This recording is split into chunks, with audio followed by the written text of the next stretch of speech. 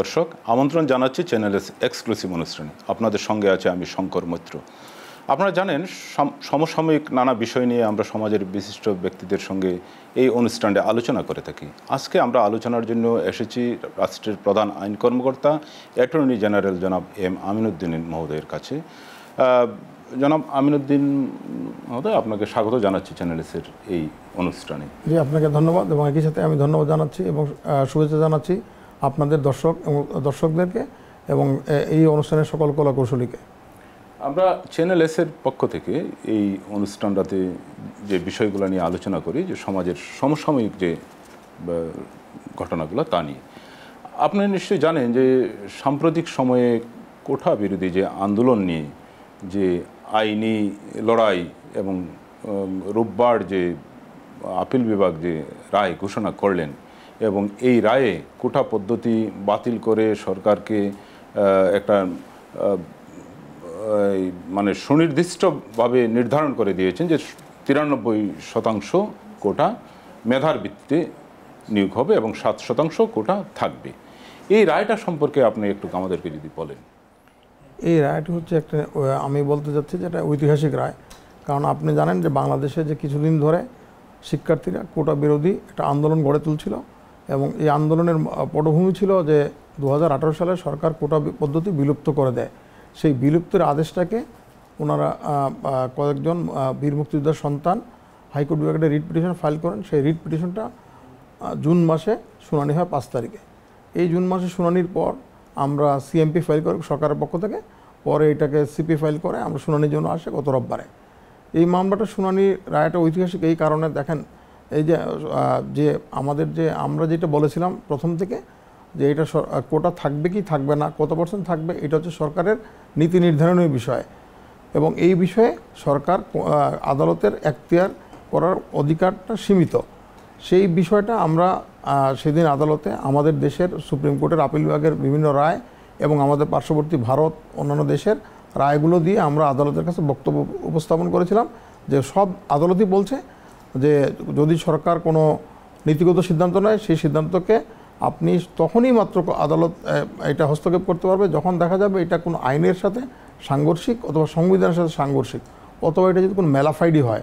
কিন্তু এই ধরনের কোনো বক্তব্য যেহেতু বাদীরও নাই এবং এই ধরনের কোনো ফাইন্ডিংসও আমাদের আদালতেরও নাই, সেই ক্ষেত্রে আমরা মনে করি আমরা আদালতের কাছে যে আমাদের যে বক্তব্য ছিল যে এটা এই রিট পিটিশনের রায়টি আইনের দৃষ্টিতে অচল বিধায় এটা বাতিলযোগ্য।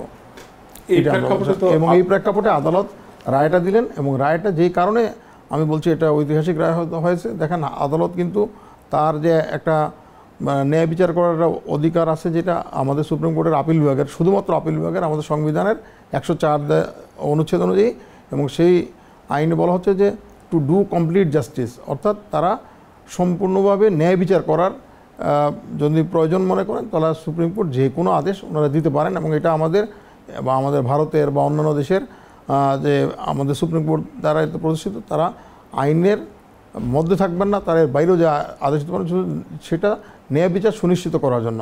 এখানে ওনারা মনে করেছেন যে ন্যায় বিচার সুনিশ্চিত হবে যদি তারা মুক্তিযোদ্ধাদের কোটাটা তারা দিয়ে দেন বা আমাদের ক্ষুদ্র নৃগোষ্ঠী, এবং আরেকটা জিনিস দিয়েছেন ওনারা যে আমাদের যারা প্রতিবন্ধী এবং তাদের সাথে তৃতীয় লিঙ্গ তাদেরকে তারা যোগ করে তারা একটা কোটা 7% কোটা সবাইকে এদেরকে মিলিয়ে দিয়েছেন। এবং সুপ্রিম কোর্ট আরেকটি কথা যেটা বলছেন, দেখেন যদি আজকে এই 7% কোটা ভবিষ্যতে 5 বছর 10 বছর 20 বছর পরে প্রয়োজন মনে হয় যে এদের এই কোটাগুলো প্রয়োজন নাই বা অন্য কোনো কারো জন্য প্রয়োজন আছে, তখন কি করতে হবে? যদি এই আদেশ এখানে দিয়ে শেষ হয়ে যেত তাহলে কিন্তু আবার সুপ্রিম কোর্টে আসতে হতো অথবা অন্য একটা মামলা করে নিয়ে আসতে হতো।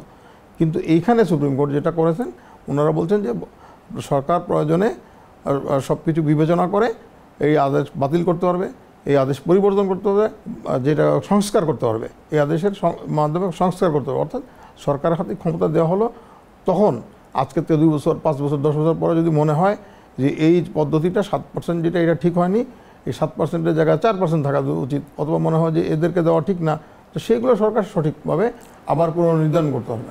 মানে সরকার, জি, আমরা কিন্তু প্রথম থেকে বলেছিলাম যে এটা সরকারের দায়িত্ব, এটা সরকারের, এটা তার অ্যাডমিনিস্ট্রেটিভ অ্যাকশন এটা, এবং আদালত এটাকে মান্যতা দিয়েছেন এর মাধ্যমে। আমরা আজকে দেখলাম যে প্রজ্ঞাপন জারি করা হয়েছে এবং প্রজ্ঞাপনটা এই প্রজ্ঞাপনটাও তো একটা আইন, এবং এটা কার্যকর কি আজকে প্রজ্ঞাপনটা জারি হয়েছে আজকে থেকে এটা কার্যকর হবে? জি।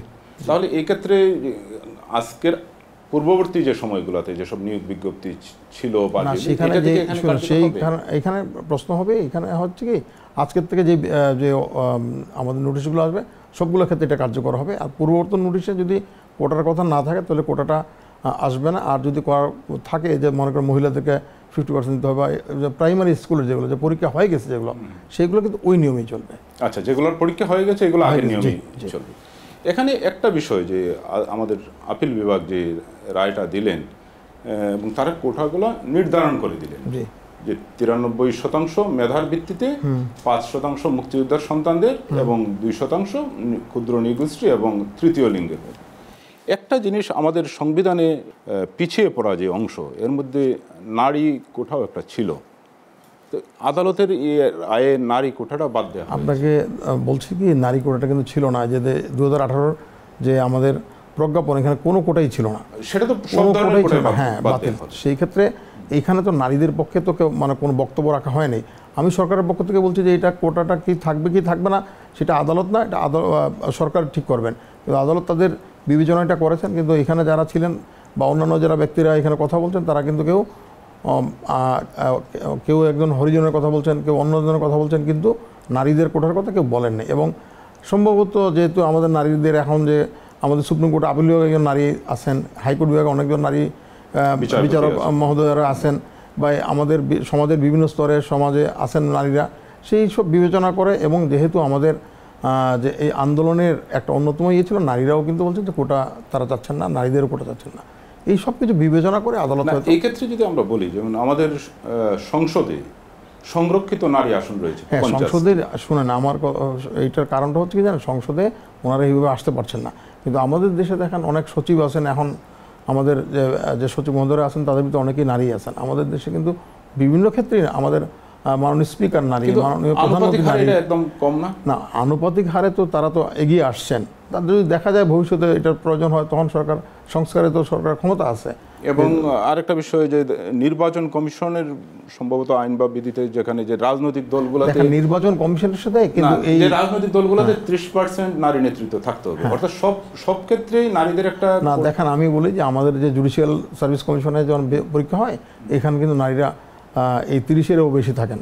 এই জন্য মেধায়, এই জন্য আমি বলছি যে আগে দেখেন পরীক্ষা হোক, এটা কার্যকর হওয়ার পরে দেখা যদি যায় যে এখানে নারীরা কমে যাচ্ছে, নারীদের কোটা ঠিকমতো, নারীদের একটা অংশ হচ্ছে না, খুবই নগণ্য অংশ আসছেন, তখন হয়তো আবার একটা পরিবর্তন হতে পারে। কারণ এটা তো সরকারের হাতে এই ক্ষমতাটা কোর্ট দিয়েছেন। এটা হয়তো 2 বছর 5 বছর পরে সরকার চাইলে এটা এখন না, ভবিষ্যতে এখন না। এটা ভবিষ্যৎ মানে কি আবার এই যে কালকে পরশুদিনে হবে না, সমাজে প্রয়োজন মনে হয়, যদি সমাজের কাছে সমাজের চাহিদা অনুযায়ী সবসময় আইন হয়। তো সমাজের কাছে যদি মনে হয় সমাজের এই চাহিদা আছে যে মহিলাদের আরও বেশি সংখ্যক প্রয়োজন, বেশি সংখ্যক কর্মকর্তা নিয়োগ প্রয়োজন, তাদের অংশগ্রহণ আরও বেশি প্রয়োজন, সেই ক্ষেত্রে তখন দেখা যাবে যদি প্রয়োজন হয় তখন আদালতের এই আইডিয়াটা দেখা যাবে। কিন্তু এখন এই মুহূর্তে সম্ভব না। এবং এই মুহূর্তে আদালতের যে আদেশ সেটাকে সরকার সঠিকভাবে, কারণ এছাড়া সরকারের কারো কোনো উপায় নেই। আদালত যেটা বলে দিয়েছেন সেখানে থাকতেই হবে, আর বাইরে যাওয়ার কারো কোনো আইনগতভাবে এটা সঠিক না, এবং সেই ক্ষেত্রে আইনের শাসন থাকবে না যেটার বাইরে যাওয়া হয়। আচ্ছা, তো এই ক্ষেত্রে কি যেহেতু রাষ্ট্রের নির্বাহী বিভাগ এবং এই নীতি নির্ধারণী বিষয়গুলো নির্বাহী বিভাগেরই করার কথা, এখানে যে বিচার বিভাগ সরকারকে নির্ধারণ করে দিলেন যে তোমাকে এই বিষয়গুলো মানতে, এটা কি এমন যে নির্বাহী বিভাগের উপর বিচার বিভাগের? না, সেটা না। আমি তো আপনাকে বলছি যে এখানে 104 যে আছে অনুচ্ছেদ, এখানে অন্য হাইকোর্টও পারতো না, বা অ্যাপেলেট ডিভিশন যদি 104 ছাড়া এটা করতে পারতেন না। 104-এ তাদের একটা বিশেষ ক্ষমতা দেওয়া আছে সুপ্রিম কোর্টকে ন্যায় বিচার করার স্বার্থে। তো তারা এটা মনে করেছেন যে এটা ন্যায় বিচার হবে যদি আমরা এইভাবে ঠিক করে দিই, এবং চলমান সব পরিস্থিতি যদি বিবেচনা করে ওনারা এটা সঠিকভাবে নির্ধারণ করে দিয়েছেন। এইটাতে নির্বাহী বিভাগের প্রতি তাদের এটাতে কোনোভাবেই তাদের অধিকার খর্ব হয়নি। এই কারণে, কারণ পরবর্তীতে বলে দিয়েছেন এটা পরিবর্তনের অধিকার নির্বাহী বিভাগের হাতেই আছে, এবং কোর্টও কিন্তু বাতিল করে ওইখানে বলছেন যে এটা নির্বাহী বিভাগের করার কথা, এটা এইখানে হাইকোর্টের করার কথা না, এই জন্য ওনারা বাতিল করে দিয়েছেন। এবং ওইখানে কিন্তু ওনারা যেই আদেশ দিয়েছেন 104-এ, আমি বারবার বলছি কিন্তু 104 সংবিধানের সংবিধান 104 অনুচ্ছেদ 104 হচ্ছে এই অনুচ্ছেদটাতে কি আছে? এইটা হচ্ছে যে মানে সুপ্রিম কোর্টের আপিল বিভাগ তার সামনে কোনো বিচারাধীন বিষয় যদি তারা দেখে যে কোনো বিষয়ে সম্পূর্ণ ন্যায় বিচার কমপ্লিট জাস্টিস করার প্রয়োজনে তাদের কোনো আদেশ দেওয়া প্রয়োজন, সেই ক্ষেত্রে তারা সেই আদেশটা দিতে পারবে। এবং সেই আদেশ তারা মানে যে কোনো তারা যেটা মনে করবেন যে কমপ্লিট জাস্টিস হবে, যেই আদেশ দিলে তারা সেই আদেশটা দিবেন। এইখানে কিন্তু আইনের বাধ্যবাধকতা ওনাদের উপর মানে বর্তাবে না 104-এর বিষয়। 104।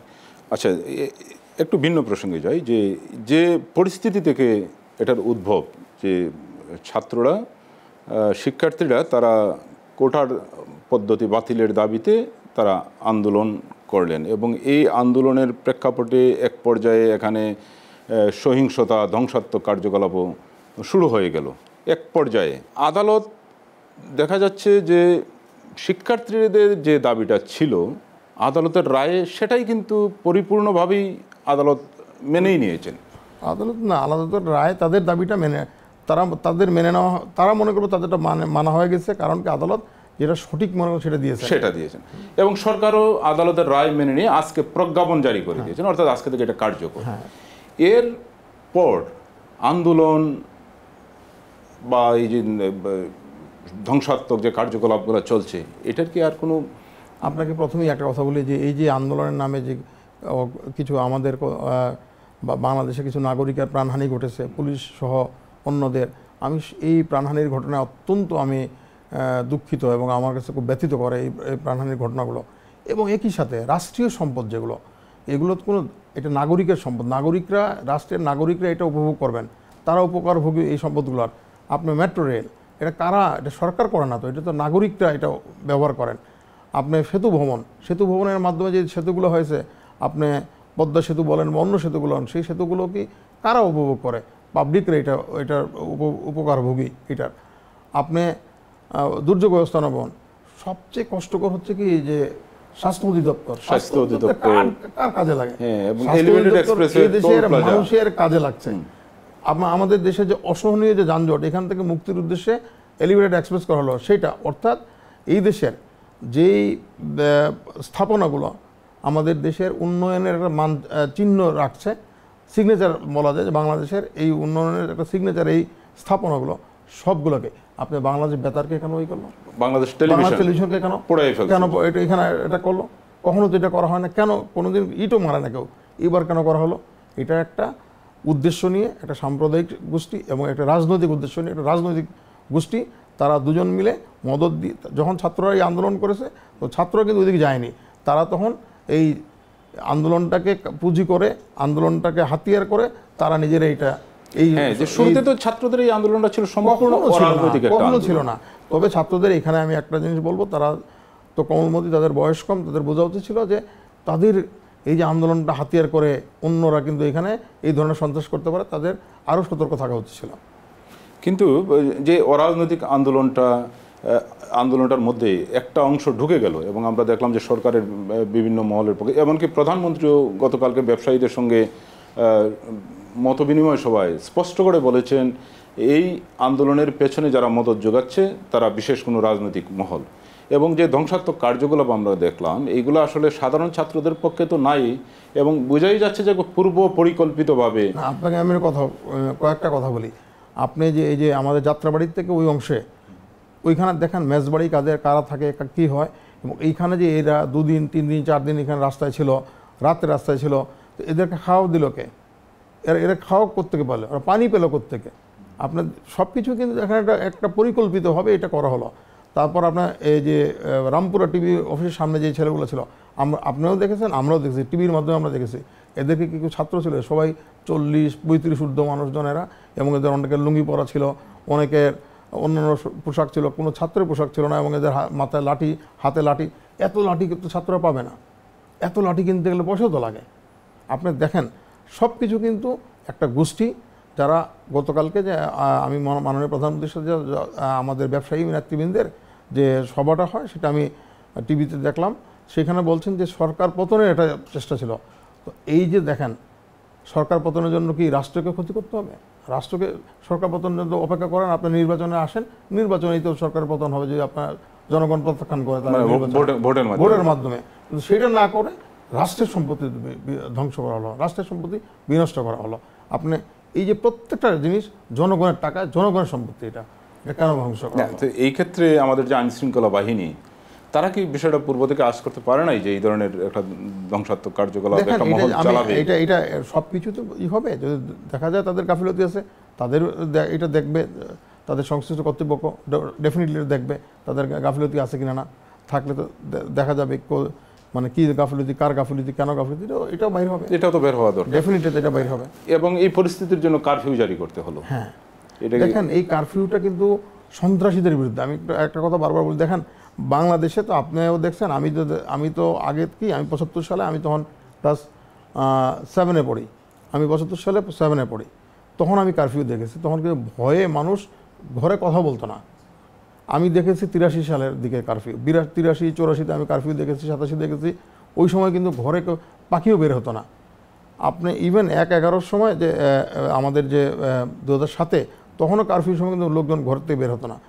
এইবার আপনার দেখেন এই যে এই সরকার কিন্তু ওরা জনগণের কোনো ক্ষতি হোক এটা চাচ্ছে না। জনগণ কিন্তু রাস্তায় বের হচ্ছে, তাদের জরুরি প্রয়োজনে বের হচ্ছে, রিক্সাওয়ালারা, আমাদের শ্রমজীবী মানুষজনও কিন্তু বের হচ্ছে, এদের কিন্তু আটকানো হচ্ছে না। অর্থাৎ শুধুমাত্র সন্ত্রাসীদের, শুধুমাত্র সন্ত্রাসীদের বলতে পারে যেটা জনবান্ধব বলতে পারবেন। এবং এটা বলবেন যে যেহেতু গণতান্ত্রিক সরকার, তাদের উদ্দেশ্য হচ্ছে যে মানুষকে কষ্ট না দিয়ে সন্ত্রাসীদের ধরা, সন্ত্রাস বন্ধ করা, সেইটাই কিন্তু এই কারফিউর উদ্দেশ্য। এবং এটা দেখেন এটা ইতিমধ্যেই দৃশ্যমান হয়ে গেছে যে এইটা কী কারণে কারফিউ দিয়েছে এবং কারা এবং কাদেরকে ধরা হচ্ছে, এটা আপনারা দেখেন। এই যে সন্ত্রাসী কার্যকলাপ যারা চালাচ্ছে, নাশকতা যারা, এদের বিরুদ্ধে আইনগত কি ব্যবস্থা নেওয়ার প্রক্রিয়া? দেখেন আমাদের প্রচলিত আইন আছে, বিদ্যমান আইন আছে, সে পুলিশ মামলা করছে, সেই বিদ্যমান আইনেই তাদের বিচার হবে। এবং মাননীয় প্রধানমন্ত্রী গতকালকে যেটা বলছেন, বাংলাদেশের সরকারের প্রধান হিসেবে তিনি বলছেন যে এদের বিরুদ্ধে কঠোর ব্যবস্থা নেওয়া হবে। আমি মনে করি এই দেশের প্রতিটা জনগণ এটা মনে করে যে যারা এদেশের এত সর্বনাশ করতে পারে, যারা দেশের সম্পদ বিনষ্ট করে এই সন্ত্রাসী কার্যকলাপের মাধ্যমে, তাদের তো কোনোভাবেই ছাড় দেওয়া যায় না। এবং একটা জিনিস দেখেন, এই যে হতাহতের ঘটনা, এটার জন্য কিন্তু তারাই দায়ী, এই সন্ত্রাসীরা দায়ী। তারা কিন্তু যেভাবে সন্ত্রাস করছিল, তাদেরকে কিন্তু থামানোর জন্য পুলিশ টিয়ার গ্যাস এবং রাবার বুলেট নিক্ষেপ করতে বাধ্য হয়েছে। আপনি দেখেন পুলিশকে মেরে ফেলছে। আপনার একটা জিনিস আপনারা জানেন তো, এই যে যাত্রাবাড়িতে একজন পুলিশকে মেরে ঝুলিয়ে দিয়েছিল, কত বড় নৃশংসতা এটা। আপনি আজকে দেখলাম পত্রিকায় একজন নারী সাংবাদিক, উনি নারায়ণগঞ্জে উনি ছবি তুলছিলেন, তাকে নাম দিয়ে উনি বলছেন বিএনপির যাদের পদ আছে তারা তাদের নেতৃত্বে তাদের লোকজন ওনাকে ধরে, ওনাকে বিভস্ত করে সম্ভ্রমহানির চেষ্টা করেছে প্রকাশ্য দিবালোকে। এটা কি কোনো রাজনৈতিক হতে পারে? তার মানে একটা গোষ্ঠী বা একটা চক্র সম্পূর্ণভাবে পরিকল্পিতভাবে অরাজকতা সৃষ্টি করার জন্য, অরাজকতা সৃষ্টি করার জন্য ঘোলা পানিতে মাছ শিকারের একটা অপচেষ্টা তারা চালিয়েছিল। আচ্ছা, এই ধরনের ঘটনা কয়েক বছর পর পরই ঘটছে। এর আগে আবার সেই নির্বাচনকালীন সময়ে অগ্নিসন্ত্রাস, এই ধ্বংসাত্মক কার্যকলাপ, এবং মামলা হয়, কিন্তু বিচার তো শেষ হচ্ছে না। 2014 সালে যে ঘটনাগুলো ঘটেছিল, সেই ঘটনার পরিপ্রেক্ষিতে অনেকগুলো মামলা হয়েছে, কিছু কিছু মামলার রায় হয়েছে এবং তাদের শাস্তিও নিশ্চিত করা গেছে। এখন এইবার যে ঘটনাটা ঘটলো, এইবার তো দেখেন অন্যান্যবার যেগুলো হচ্ছে যে এইভাবে রাষ্ট্রীয় সম্পদ এত ধ্বংস কখনো হয়নি। আপনার প্রায় 100-র উপরে শুধু ঢাকা শহরে গাড়ি পোড়ানো হয়েছে। এবং এই গাড়িগুলো কোথাও রাস্তায় বের হয়ে গিয়েছিল, রাস্তায় কারফিউ ছিল, হরতাল ছিল, তা ভঙ্গ করে তা না, এটা অফিসের ভিতরে বন্ধ অবস্থায় ছিল। সেই গাড়িগুলো তারা অফিসে ঢুকে অফিসের থেকে তারা জিনিসপত্র লুটপাট করে নিয়ে গেছে, গাড়িগুলো আগুন দিয়েছে। অর্থাৎ তাদের উদ্দেশ্যই ছিল এই দেশটাকে ধ্বংস করে দেওয়া, এই দেশের রাষ্ট্রীয় সম্পদ বিনষ্ট করা। আপনার প্রতিটা ক্ষেত্রে আপনি কেন এক্সপ্রেসওয়ের এটা ভাঙবেন? এটা তো কোনো আপনার তো সাংঘর্ষিক না।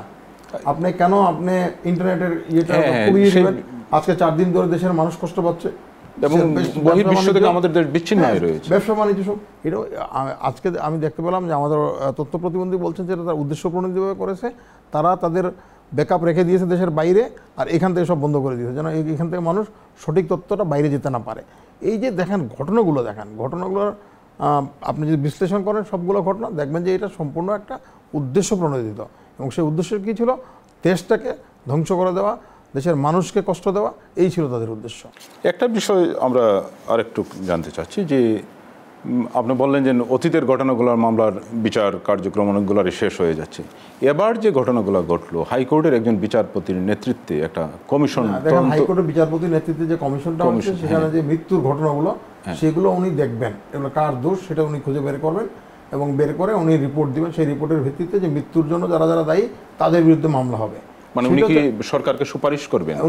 উনি ওনার তদন্ত প্রতিবেদন জমা দিবেন, সুপারিশ না, প্রতিবেদন দিবেন। সেই প্রতিবেদন অনুযায়ী সেখানে যাদের উনি দায়ী করবেন বা এই তদন্ত কমিটি যাদের বিরুদ্ধে ওনারা ফাইন্ডিংস দিবেন, যাদের বিরুদ্ধে ওনারা তদন্তে যাদের বিরুদ্ধে তথ্য প্রমাণ পাবেন তাদের বিরুদ্ধে ওনারা যেই ব্যবস্থা নেওয়ার কথা বলবেন সেই অনুযায়ী সরকার ব্যবস্থা নেবে।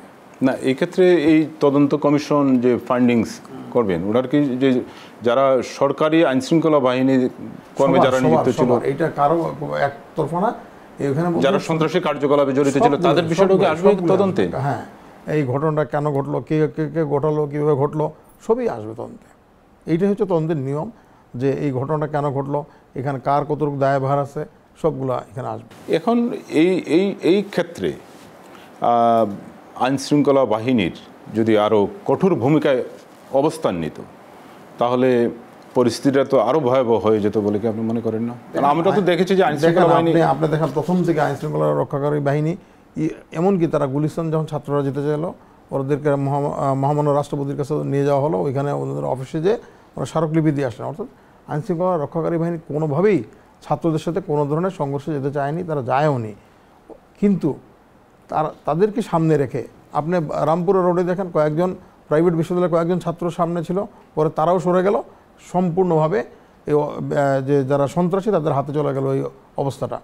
সম্পূর্ণ এলাকাটা সন্ত্রাসীরা টিভি ভবনে আগুন ধরাচ্ছে, তারা ওয়াসার পানি তোলার যে মেশিন, পানি শোধনাগার, সেইখানে আগুন ধরাচ্ছে। ওরা জনজীবন এটিএম বুথ খুলে নিয়ে গেছে, ওরা তো জনজীবনকে বিপর্যস্ত করার জন্য সর্বোচ্চ চেষ্টা করেছে তারা। এরা শুনেন রাজনীতি করে কি, এরা মনে করে যে মানুষকে জিম্মি করে, মানুষের জনজীবনটা বিপর্যস্ত করে তারা রাজনীতি করবে। এটা তো দেখেন এইবার প্রথম না, এই ধরনের আমাদের তো অভিজ্ঞতা 2013-14 ছিল, আবারও হলো। এটা তো আপনারা বুঝেন, এটা যোগসূত্রটা কোথায়, এটা লিঙ্কটা কোথায়, এটা নেক্সাসটা কোথায়, এটা তো সবাই জানে।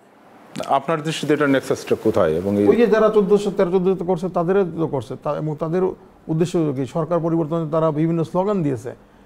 কোটা পদ্ধতির সাথে সরকার পরিবর্তনের এখানে কি কোটা পদ্ধতি মানতে হবে সেই তার স্লোগান দিতে পারে, কোটা যে পদ্ধতি সেটা বাতিল করে তার বিরোধিতা করে তারা যেই কাজ করছে সেটা স্লোগান দিতে পারে।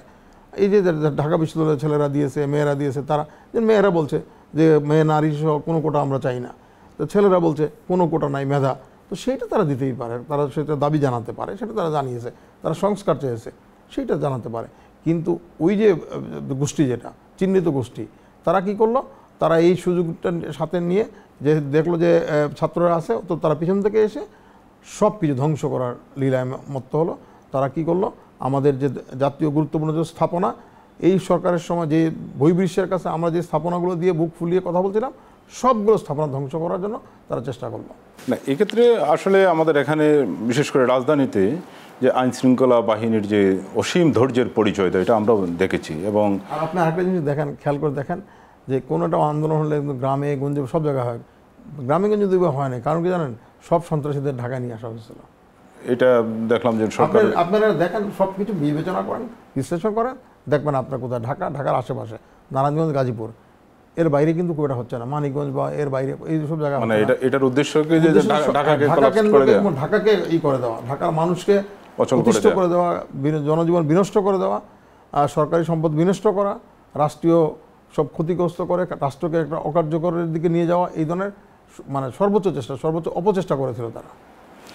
এই ধরনের অপরাধীদের ক্ষেত্রে প্রচলিত আইনে কঠিন বিচার হয়। হ্যাঁ, এটা বিচার করা কি সম্ভব নাকি এই ধরনের কোনো ট্রাইব্যুনাল গঠন করে? আমাদের দেশে শুনেন, আমাদের দেশে যে আইন আছে সেই আইনে এটা বিচার করা সম্ভব, যদি সরকার মনে করে যে হ্যাঁ এই আইনে বিচারে দীর্ঘসূত্রতা আছে, সেই ক্ষেত্রে হয়তো একটা স্পেশাল কোর্ট করে দিল, তারা শুধু এই মামলাগুলোই শুনবে, সেটা পারে, সেটা সরকারের। স্পেশাল কোর্ট করার ক্ষেত্রে রাষ্ট্রের প্রধান আইন কর্মকর্তা হিসেবে আপনার কোনো সুপারিশ থাকবে কিনা? আমি বলছি যে যখন চার্জশিট দেওয়া হবে এবং বিচার আরম্ভ, দেখা যাচ্ছে বিচারের দীর্ঘসূত্রতার প্রয়োজন হতে পারে, কারণ ওই বিচারক তার তো আরও অন্যান্য মামলার সাথে এই মামলাগুলো শুনবে, তখন আদালত যদি মনে করেন, সরকার যদি মনে করেন সুপ্রিম কোর্টের পরামর্শক্রমে ওনারা একটা বিশেষ আদালত স্থাপন করে এখানে করতে পারবেন, বিচারক নিয়োগ করতে পারবেন, মানে ট্রাইব্যুনালের মতো গঠন করার ক্ষেত্রে।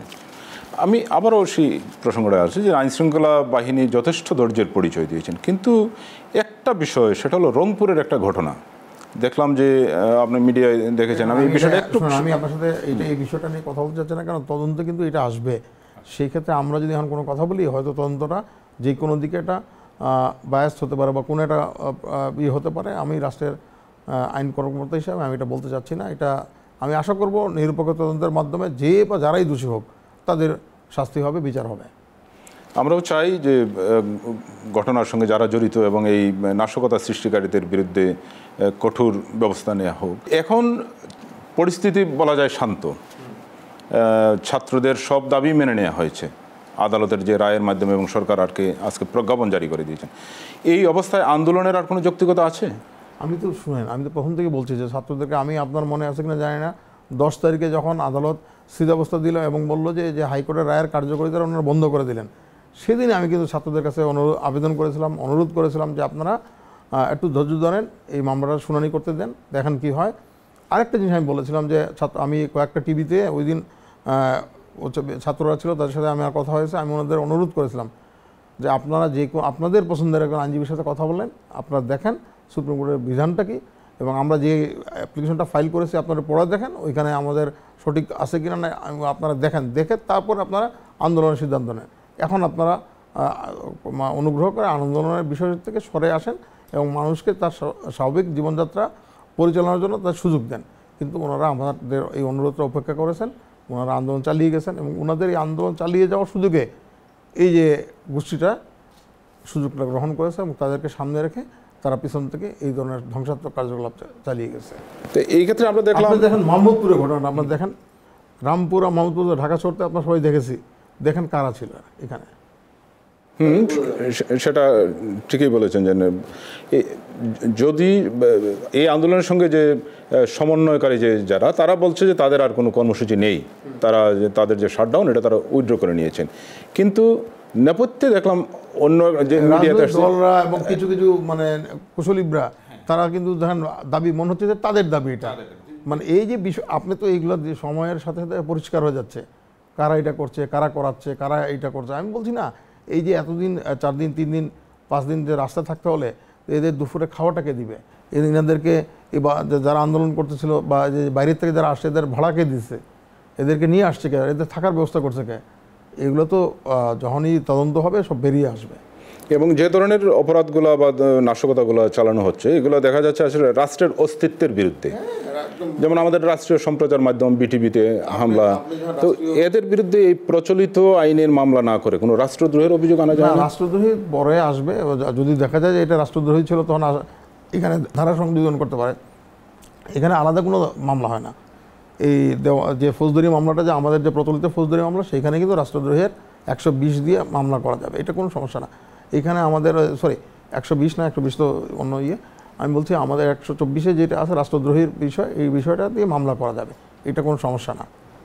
মানে রাষ্ট্র চাইলে যেই মামলাটা আছে সেখানে যদি প্রমাণিত হয়, এটা না, তদন্ত যদি এটা প্রমাণিত আসে, তদন্ত যদি এটা বিভিন্ন তদন্ত কর্মকর্তার কাছে যদি ওনার কাছে কিছু কিছু প্রমাণ না আসে, সাক্ষ্য প্রমাণে উনি দেখেন যে না এদের বিরুদ্ধে এই ধারা দেওয়া যায়, উনি সেই ধারাও দিতে পারবেন, সেটা রাষ্ট্রদ্রোহীদের ধারাও দিতে পারবেন। এবং এখানে দেখা যাচ্ছে যে সরকারের থেকে অনুমতি নিয়ে উনি রাষ্ট্রদ্রোহীর আইন শৃঙ্খলা বাহিনীর সদস্যদের হত্যা করা হয়েছে, এটা তো স্বাভাবিক হত্যাকাণ্ড না? ডেফিনেটলি না। আমি তো বারবার বলছি আপনাকে, এদের উদ্দেশ্য ছিল এটা না, এদের উদ্দেশ্য ছিল রাষ্ট্র ব্যবস্থাকে নষ্ট করে দেওয়া, এদের উদ্দেশ্য ছিল বহির্বিশ্বের কাছে আমাদের দেশকে একটা রাষ্ট্র হিসেবে পরিচিত করা, আমাদের দেশের যে উন্নয়নটা, সেই উন্নয়নটা ধ্বংস করে দেওয়া।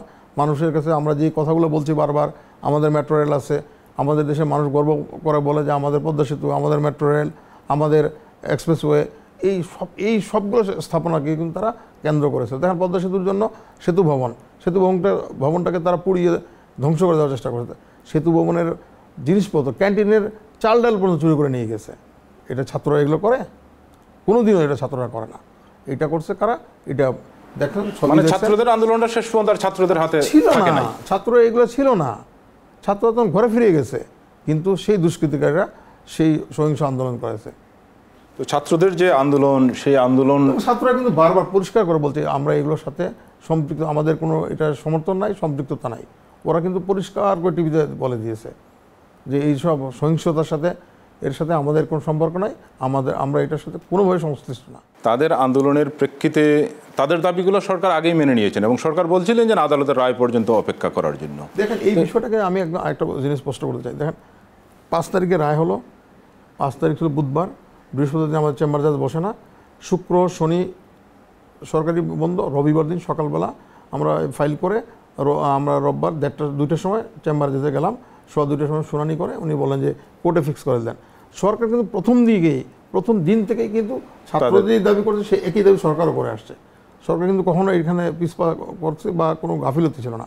তারপরেও এই যে ছাত্রদেরকে ভুল বুঝিয়ে বললো যে কিছু লোক আমি দেখলাম তখন বিভিন্ন মিডিয়াতে বিভিন্ন বলছে যে সরকারের ইচ্ছা করলে একটা প্রশাসনিক আদেশ দিয়ে অর্থাৎ একটা প্রজ্ঞাপন জারি করে এটা করে নিতে পারে।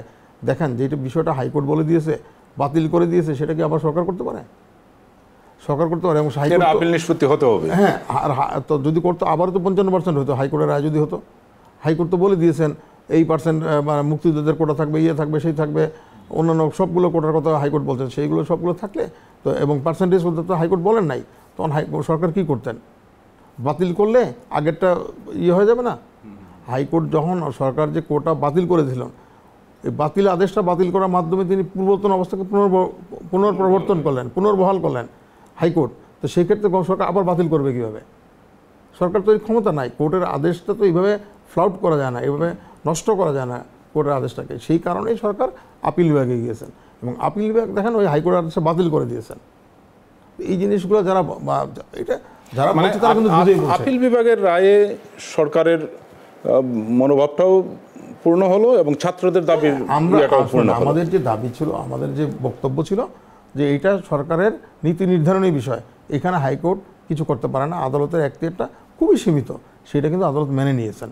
এবং আমরা আরেকটা বলছিলাম, ওনারা হাইকোর্ট আরেকটা বলছিলেন ইতিপূর্বে একটা রায় বলছেন কোটাটা সংরক্ষণ করার জন্য। আমি বলছি না, ওই রায়ে কিন্তু কোটা সংরক্ষণ করতে বলা নাই। ওই রায়ে বলা হয়েছে সরকারের যে পলিসিতে যেই কোটাটা বলছে সেটা যেন সঠিকভাবে পালন করা হয়, এর বাইরে কিছু বলা নাই হাইকোর্ট। তো যেহেতু সরকার ওই কোটা রাখে নাই, ওদের পালনের প্রশ্ন আসে না। আরেকটা আইনগত বিষয় আপনার কাছে জানতে চাই। ছাত্রদের দাবির মধ্যে ছিল যে জরুরি ভিত্তিতে সংসদ অধিবেশন ডেকে আইন পাশ করে কোটার বিষয়টা নির্ধারণ করা। এখন যেহেতু সুপ্রিম কোর্টের রায়ে কোটা নির্ধারণ করে দিয়েছেন এবং সরকারও প্রজ্ঞাপন জারি করেছে এটার উপর, এই ক্ষেত্রে আর এটার কি সংসদের প্রয়োজন রয়েছে যে আইন পাশ করার? এই কোটা সরকারের যে কার্যকলাপগুলো, প্রশাসনিক যে আদেশগুলো হয়, এগুলো কখনো সংসদে হয় না। এটা হচ্ছে সংবিধানেই সরকারকে কতগুলো, সংবিধানের আন্ডারে রুলস অফ বিজনেস আছে, রুলস অফ বিজনেসে সরকারকে কতগুলো কাজ করার ক্ষমতা দেওয়া আছে, কি করবে না করবে। আমি তো বললাম এটা তাদের নীতিগত সিদ্ধান্ত যেগুলো নেবে, এগুলো কিন্তু আইনে হয় না। এটা তাদের নীতিগত সিদ্ধান্ত নেওয়ার বিষয়টা তাদেরকে ক্ষমতা দেওয়া আছে সরকারকে, এটা আমাদের সংবিধান অনুযায়ী করে তারা, সেই অনুযায়ী তারা এটা করবে না। এখানে যেতে হবে না কোনোভাবেই সংসদে। আর এটা যেহেতু সুপ্রিম কোর্টের আপিল বিভাগের আদেশ, আর নতুন করে আর কিছু করতে হবে না, শুধুমাত্র নোটিফিকেশন, সংসদে আর এটা আইন পাশের প্রয়োজন নাই এবং এটা সংসদও কিছু করতে পারবে না। এটা যেহেতু সুপ্রিম কোর্ট বলেছে যদি এটা আবারও কোন সংসদে করতে হয় তাহলে এটা বাতিল করে তারপর যেতে হবে হাইকোর্টের আদেশটাকে নালিফাই করতে হবে। আপিল বিভাগের আদেশটাকে আগে না এটা বহাল রেখে আর কিছু করার নাই, এখন এইভাবেই চলতে হবে। মানে এখন ধরা যায় এই পরিপত্রটাই আপনাকে বলি যেমন আমাদের ষোড়শ সংশোধনী মামলা ছিল না, আমাদের সংশোধন যেটা করেছিলাম সংবিধানে ওটা বাতিল করে দিয়েছে। আমরা তো কি নতুন করে করতে পারছি না, আমরা রিভিউতে গিয়েছি। এই রিভিউতে শুনানি করে যদি আদালত আমাদের বক্তব্যটা গ্রহণ করেন তাহলে একদিকে হবে, না হলে আরেকটা হবে। কিন্তু সরকার তো ইচ্ছা করলে আরেকটা নতুন করে আইন করতে পারে না। এই জিনিসটা যারা বলছেন তারা হয় আইন জানেন না, অথবা তারা জেনে বুঝে মানুষকে বিভ্রান্ত করার জন্য এবং ছাত্রদেরকে অন্যায়ভাবে বিভ্রান্ত করে এই তাদেরকে দিয়ে অন্য কোনো উদ্দেশ্য হাসিল করার জন্য তাদের মাঠে রেখে তারা নিজের এই কাজগুলো করার জন্য এটা করছিলেন। তার মানে এটা পরিষ্কার যে এই ক্ষেত্রে সংসদ অধিবেশন বা সংসদ আইন পাশের কোনো দরকার নেই। সুপ্রিম কোর্টের যে রায় এবং এই আলোকে সরকার যে প্রজ্ঞাপন জারি করেছেন সেটাই চূড়ান্ত। এবং আজকে আইনমন্ত্রী মহোদয় বলছেন যে এই আইনের বাইরে সুপ্রিম কোর্টের আদেশের বাইরে যাওয়ার কোনো ক্ষমতা আমাদের ইচ্ছাও নাই এবং আমাদের ক্ষমতাও নাই। মানে এই সুপ্রিম কোর্টের যে আদেশের বাইরে যাওয়ার সেটা বলছেন, যদি দেশে যেহেতু আইনের শাসন থাকতে সুপ্রিম কোর্টের আদেশকে সবাইকে মানতেই হবে। এই অবস্থায় রাষ্ট্রের প্রধান আইন কর্মকর্তা হিসাবে আপনার এই যে শিক্ষার্থীরা আন্দোলন করলো এবং যারা এখনো আন্দোলন করতে চাচ্ছেন তাদের প্রতি আপনার, আমি যখন যেদিন মামলা হলো 21 তারিখে শুনানি শেষে রায় ঘোষণা পরে আমি শিক্ষার্থীদের কাছে আমার আবেদন ছিল, আমি অনুরোধ ছিল আপনাদের তো যে দাবি ছিল সেই দাবিটা পরিপূর্ণ হয়ে গিয়েছে, আপনারা এখন আপনাদের শিক্ষাক্ষেত্রে ফিরে যান। আমাদের মাননীয় প্রধান বিচারপতি ওনাদের রায়ে যখন ঘোষণা করেন তিনি কিন্তু একটি কথা বলছিলেন, এই ছাত্ররা কিন্তু বাংলাদেশের আগামীর ভবিষ্যতে তারা পরিচালনা করবে, তারা সকল ক্ষেত্রে তারা নেতৃত্ব দিবে। আজকে যদি তারা পড়ালেখায় মনোনিবেশ না করে এইভাবে কাজ করে তাহলে আমাদের ভবিষ্যৎটা ক্ষতিগ্রস্ত হবে। তাই উনি সবাইকে অনুরোধ করেছিলেন যে আপনারা ছাত্রদেরকে বলছেন আপনারা পড়ার টেবিলে ফিরে যান, এবং আমিও অনুরোধ করছি যে আপনারা পড়ার টেবিলে ফিরে যান, পড়ার পরিবেশ তৈরি করেন এবং নিজেকে পড়াশোনায় মনোনিবেশ করেন। আপনাদের যদি পড়াশোনা করেন সেই ক্ষেত্রে আপনার ভবিষ্যতে নেতৃত্ব দেওয়ার জন্য আরও নিজেকে যোগ্য করে তোলেন। না, এখন পড়ার টেবিলে ফিরতে গেলে তো কারফিউ উইথড্র করতে হবে আর বিশ্ববিদ্যালয় খুলে দিতে হবে। আপনাকে তো খুলতেই হবে, শুনেন আপনি তো বাড়ি করেন, আপনার পরিবেশটা একটু উন্নত হলে বিশ্ববিদ্যালয় খুলে দিবে। কারণ এবং বিশ্ববিদ্যালয় খোলার আগে যে কাজটা করতে হবে যে বিশ্ববিদ্যালয়ের যে ছাত্রদের হলগুলো পুড়িয়ে দিয়েছে, রুমগুলো পুড়িয়েছে, এগুলো পরিষ্কার করতে হবে। এগুলো তো একটু সময় লাগবে। এদেরকে তো যদি তারা রেগুলার ছাত্র হয় তাদের জন্য খাট টাট এগুলো ঠিক রাখতে হবে না, তো এইগুলো করতেও তো কয়েকটা দিন সময় লাগবে। এখন কালকে তো ইচ্ছা করলে খুলে দেওয়া যাবে না, এগুলো সব মানে না করে সংস্কার না করে এগুলো সম্বন্ধে কোনো পদক্ষেপ না নিয়ে কীভাবে খুলবে? এখন কি পোড়া রুমে কে থাকবে, ওই ছেলেটাকে কোথায় রাখবেন এবং কেউ বহিরাগত আছে কিনা না এগুলো দেখতে হবে। সিটগুলো সঠিকভাবে ব্যবহৃত হচ্ছে না এগুলো দেখে তারা করবে, এবং সরকার যদি অবস্থার উন্নতি হয় খুব সহজেই এগুলো সব খুলে দিবে। আমরাও সেটাই চাই, পরিস্থিতি উন্নতি হোক, কারফিউ উইথড্র হোক, জনজীবন স্বাভাবিক হোক, দেশের পরিস্থিতি স্বাভাবিক হোক। ধন্যবাদ মাননীয় অ্যাটর্নি জেনারেল আমাদেরকে সময় দেওয়ার জন্য। ধন্যবাদ আপনাকে, এবং একই সাথে আমি আপনাদের চ্যানেল এসে সকল দর্শকদেরকে ধন্যবাদ জানাচ্ছি এবং কলাকুশলীদের আবারও ধন্যবাদ জানাচ্ছি। দর্শক, এরই সঙ্গে শেষ করছি চ্যানেল এক্সক্লুসিভ অনুষ্ঠান। আমাদের পরবর্তী অনুষ্ঠান দেখার জন্য আমন্ত্রণ রইল। সে পর্যন্ত ভালো থাকুন।